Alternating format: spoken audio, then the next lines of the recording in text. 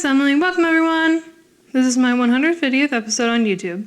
I've been cranking out videos on this platform for 3.5 years. Thank you so much for taking time out to watch my videos and leaving kind comments. I really appreciate it. By the way, if you want to see cringe, check out my older videos. Anyway, on this video I visit some roadside attractions and interesting places on my drive from North Georgia to the Walt Disney World Resort. Gonna be an interesting drive down. Let's go! Can you believe this is my 150th episode? No!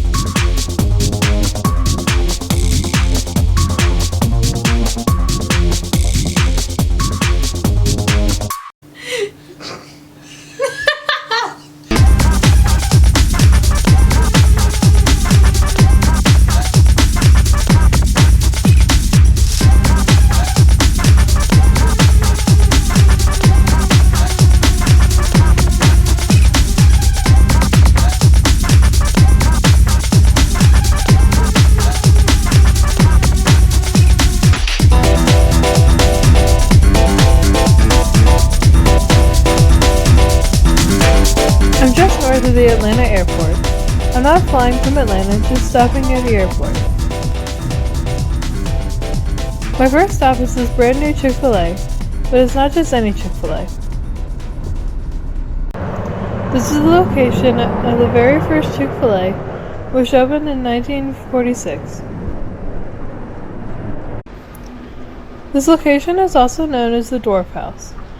Not because Snow White's 7 friends lived here, but because in 1946 this location was very small, just enough room for a few patrons. This marker mentions S. Truett Cathy opened the first Chick-fil-A on this property on May 23, 1946. It was here Cathy invented their popular fried chicken sandwich in the early 1960s. It's one of the largest privately held restaurant chains in the country. On this spot was the original Dwarf house, called the Dwarf Grill. This place is not dwarf-sized anymore. This marker shows the sizes of the restaurants on this property. The newest restaurant just reopened this year. There's a rendering of the Dwarf Grill from 1946. Then the Dwarf House in 1957, then what the Chick-fil-A restaurant looked like from 1967 to 2021. Here's a bench with a sculpture of founder S. Truett Cathy. I saw many people sitting down and getting a selfie. Down here, Cathy's epitaph from Proverbs 22:1. A good name is rather to be chosen than great riches. This location reopened about a couple of months ago. This restaurant is many times larger than what was here up until last year. These are in the shapes of lemon wedges for your sweet tea, the waffle fries that come with your sandwich, and the 2 pickle slices that are on your sandwich. This little door is functional. It was installed on the previous restaurant. I saw some kids use it while I was here. On to my next stop. I've stopped numerous times at this McDonald's before arriving at the Atlanta airport. The food here is much cheaper than inside the airport, so I'm more than a little embarrassed to find out a Muffler Man was at this auto service business right next door.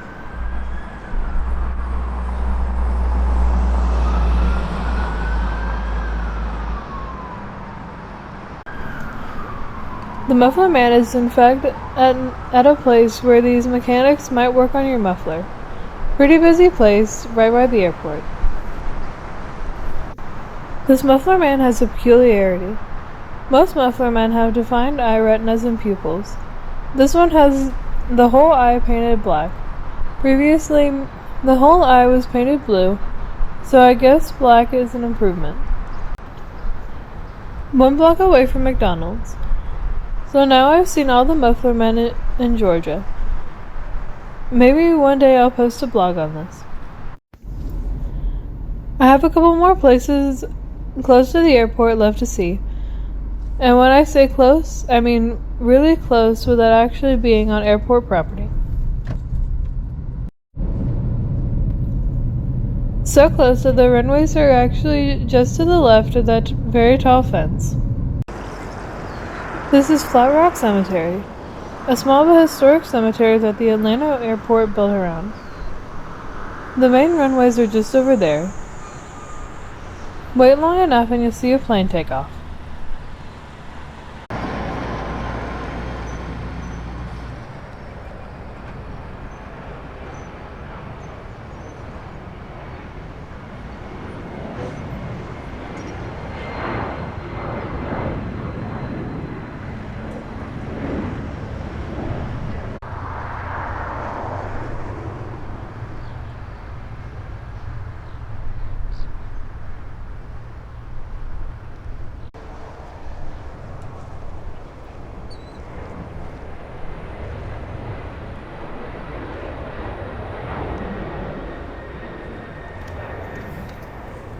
This marker notes that graves in this cemetery date back to 1877, mainly from those in the former Flat Rock community. A Baptist church was here as well, but they sold it to the city of Atlanta when the airport began expanding. The cemetery still sits on private property, and the airport has no plans to disturb these graves as the airport continues to expand.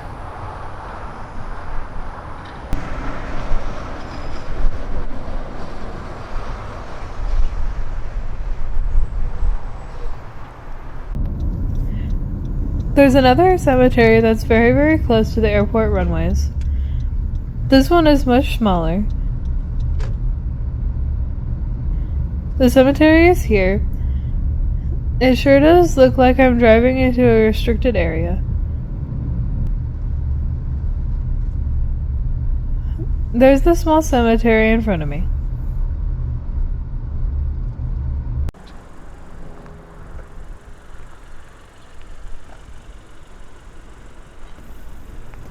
This is the Hart Cemetery, established in 1860.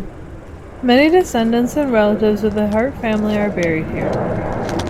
This also states some descendants lived adjacent to the cemetery, but they were forced to move when the airport constructed the 5th runway in 2001.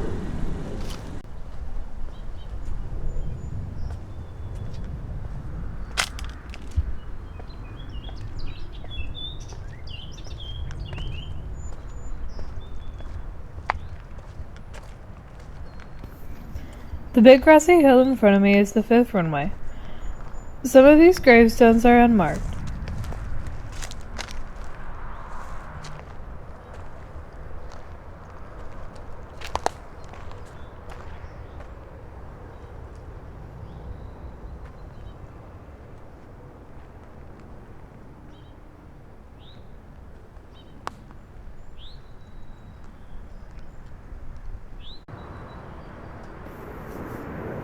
Seems so weird how peaceful the cemetery is, and yet there is constant airplane noise from the world's busiest airport.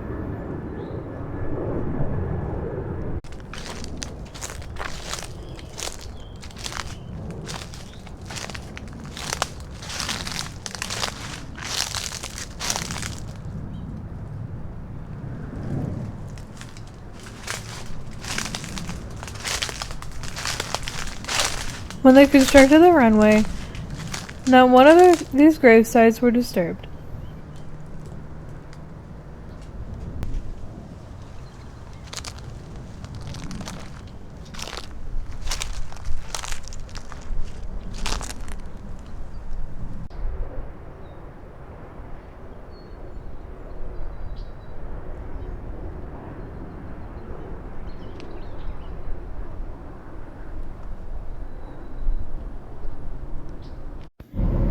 Now heading south out of the city of Atlanta.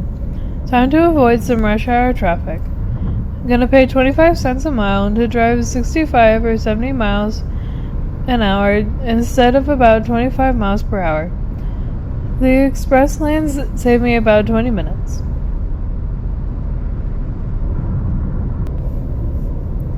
These pay lanes were added in 2017 to help commuters head into Atlanta in the morning and leave Atlanta in the evening. It's smooth sailing right now, but in the free lanes traffic is going about 25 miles per hour. It costs about 20 cents per mile right now. Usually, the more people that use the pay lanes, the higher the price is. About 11 miles later, I merge into the regular lanes on I-75, but now everyone is driving exactly the posted 70 miles per hour speed limit. That water tower in the distance, Monroe County invites industry. I stopped in the city of Forsyth, which is just north of Macon. This is Hamlin Hills Farm. This place has everything from barbecue, antiques, even a small zoo with some baby goats. We have a few minutes to look around. Looks like they're feeding some baby goats. Clean your eyes again, buddy. If the little black and white one comes up here, he'll want to butt him and throw him halfway across if he wants the bottle. Now you have the bottle.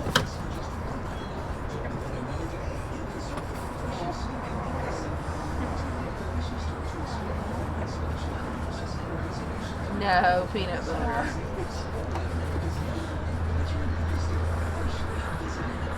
Peanut butter.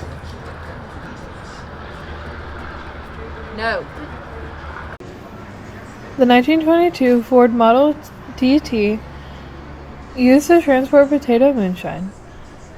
In front of the truck, there are the parts they used to create the moonshine.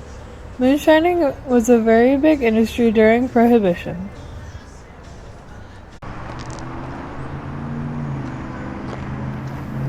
Hamlin Hills also claims to have the cleanest outhouse in Georgia. I do have to use the restroom, so I guess I'll see how clean this outhouse really is.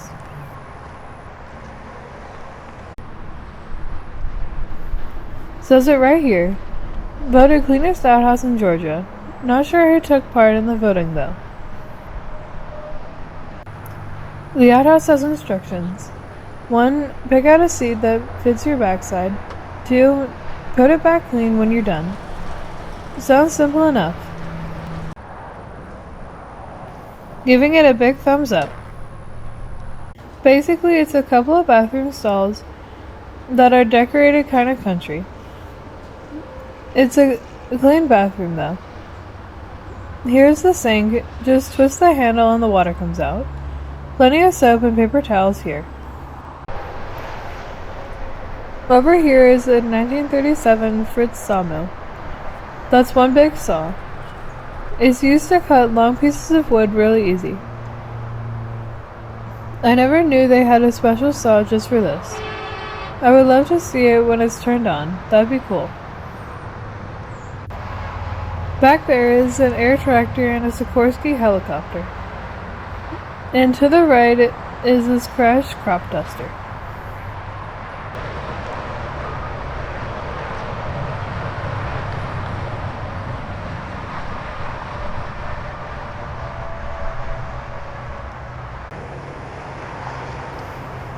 How did this plane end up like this? To the right is the Sikorsky helicopter. Definitely want to take a look inside that.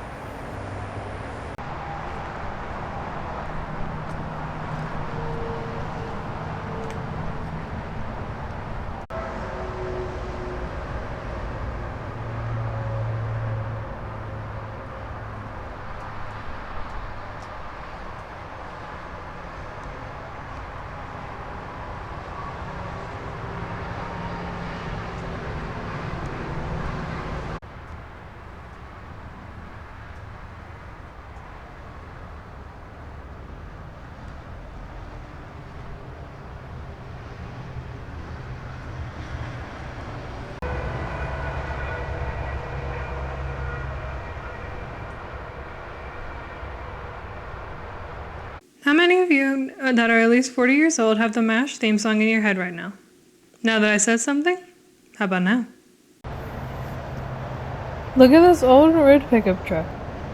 The sign to the right says the truck rides good, but it needs a front end. One more look at the cleanest outhouse before we continue south. I've never heard of Hamlin Hills until recently. I'll have to try their barbecue next time I'm driving through. Goodbye, baby goats. Now on to my next destination.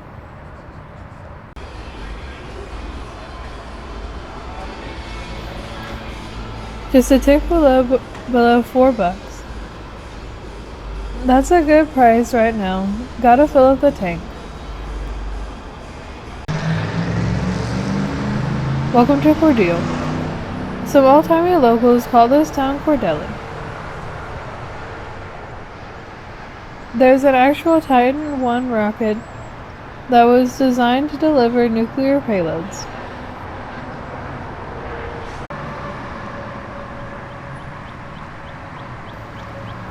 Standing at 98 feet tall, this rocket has been here since 1969. It was a dream of Rotary Club President John S. Pete Jr. to have the rocket here, and he got his wish. This is a big rocket. The rocket is not a reproduction, it's the real deal. The tourism department does a good job of maintaining the grounds here.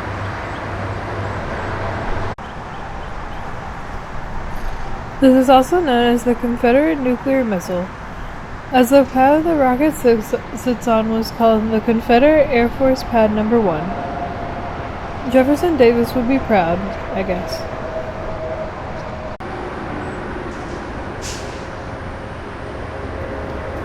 Where does this missile get its rocket fuel? Eat some food from that crystal and you'll find out. Here's my first stop in Florida, just south of the state line in the city of Live Oak. You may recall I visited an old abandoned bridge near that city. Well, I'm going to visit another bridge, and it also crosses the historic Suwannee River.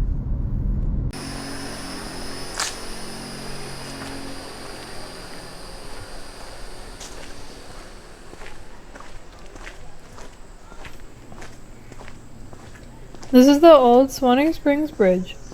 This bridge was built in 1931 and was closed in 1971 when the road was rerouted just to the west.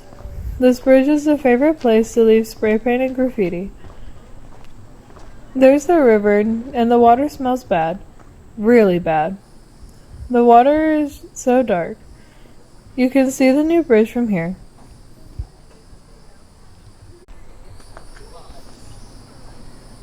Take a look at the river from the other side.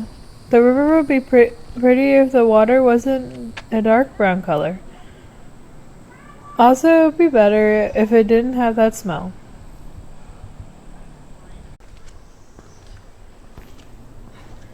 There's graffiti everywhere on this bridge. I probably should have brought some spray paint with me so I can leave my signature, like I do at Cadillac Ranch or other places where spray painting is allowed. By the way, this bridge is in pretty good shape.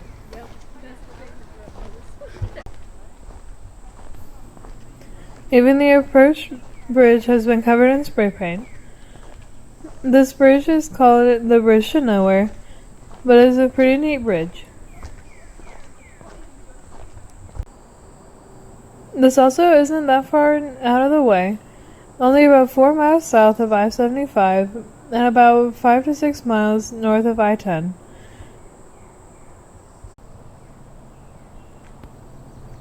I'm not sure how people got all the way to the top of the bridge and did some spray painting. That's pretty dangerous. Check this out. People have put love locks on this bridge. That's interesting.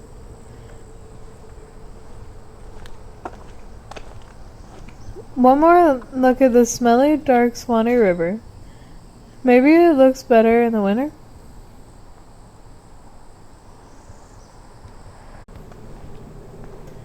There's a bunch more locks on the other side. Also looks like people have spray painted them. One more peek at this direction of the Suwannee River.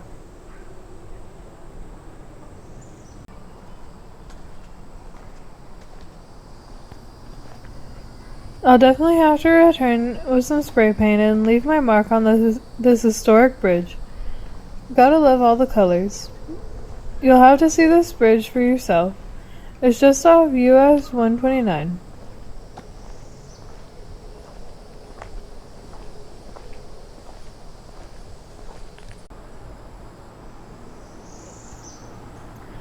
Time to head further south.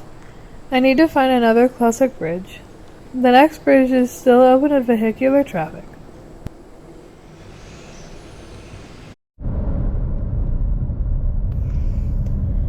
Outside of Mayo, Florida, look at this unique blue bridge we're about to travel over. This is the Hal W. Adams Bridge. Built in 1947, this was the first suspension bridge built in Florida. The bridge has the famous song lyric, "Way down upon the Suwannee River."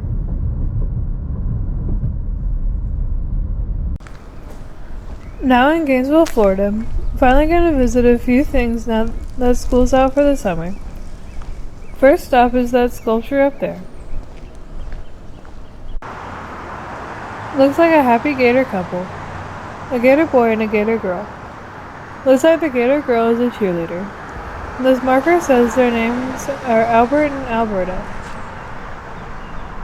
The sculpture was placed here in August 2003. This is one of the many Instagrammable spots around the university. A couple more spots I want to see at the University of Florida. This nice clock right here. I'm across the street from the Ben Hill Griffin Stadium, where the football team plays their home games.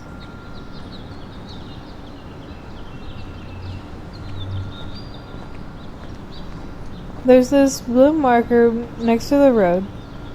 It mentions that UF first used Gatorade in a game in October 1965 as a way to keep players hydrated. The Gators won that game.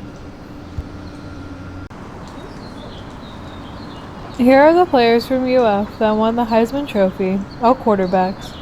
Tim Tebow in 2007, Steve Spurrier in 1966, and Danny Werfel in 1996.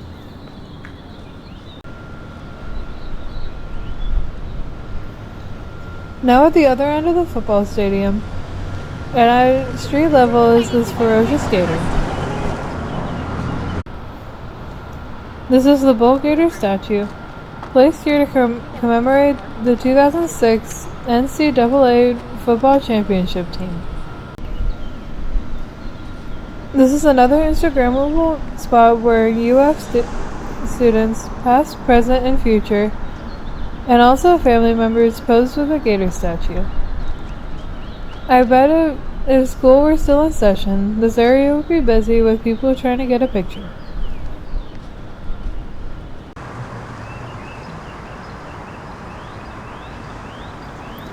Time to head south to my next stop. One of my new favorite places, Micanopy. A popular antiquing town, but it was made famous by the 1990 movie Doc Hollywood. Here's the building that was the hospital where Ben Stone had to serve his community service for destroying the judge's fence. This is also where everyone in the city said goodbye to Ben Stone. This is where the mayor said the phrase I say all the time, "Back to the interstate, Ben Stone. Back to the interstate."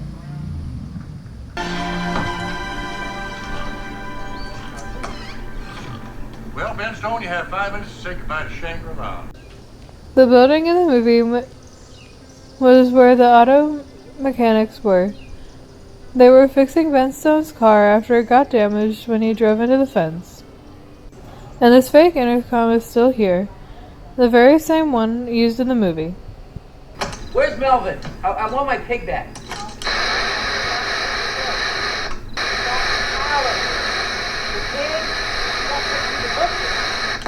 Melvin took my pig to the butcher. I need to know where my pig went. The pig went to the butcher. What did you say? The page right to the picture.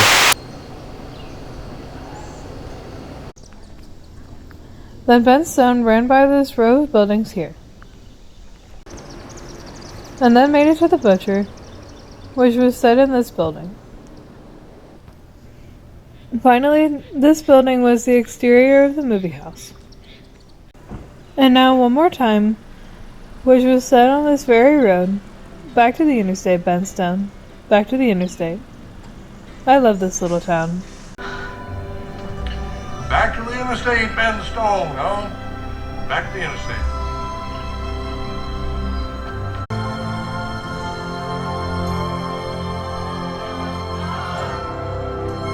Just south of here is another filming location from Doc Hollywood.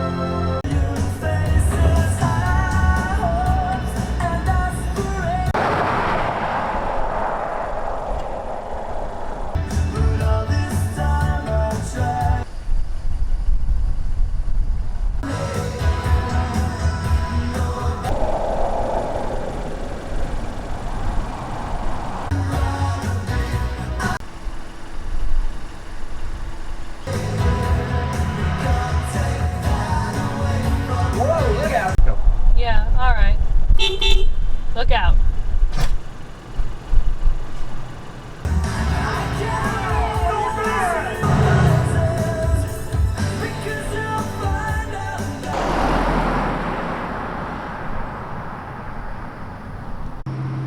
My final stop is behind the sheriff's office in Crystal Spring, Florida. This is in the median of US 301. There's something abandoned in those woods. This is the Ship Canal Trail. This is a walkway that takes you to where a canal was going to go.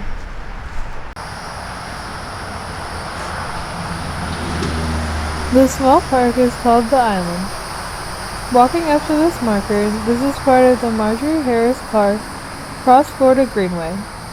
Along the walkway are some monoliths, which were meant to be part of the bridge that would cross the Cross Florida Canal, modeled after the Panama Canal.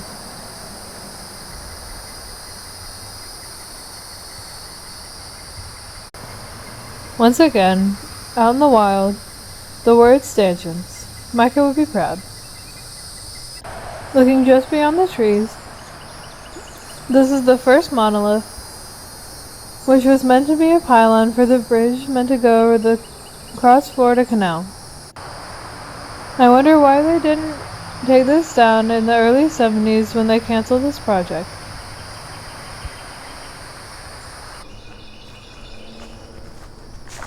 Here's another concrete bridge foundation.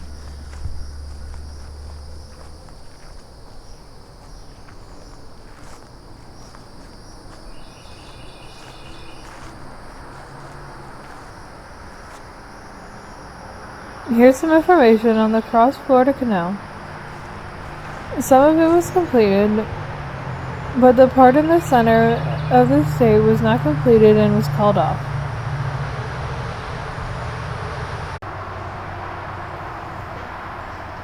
So weird that part of the bridge structure is still here. I guess the Cross Florida Canal would have run right about where I'm standing. Today is a protected greenway. Some more pictures of what would have been the canal and the bridge going over the canal. The picture shows the concrete structure and what the bridge might have looked like if it were constructed. These pictures show the canal being built on both the east and west coasts. And this shows the bridge under construction.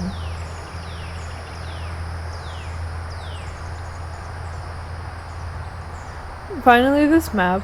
The canal was to run from Ingles to Palatka, then follow the St. Johns River to Jackson. Back at the first monolith. So weird. A relic of what would have been a barge canal.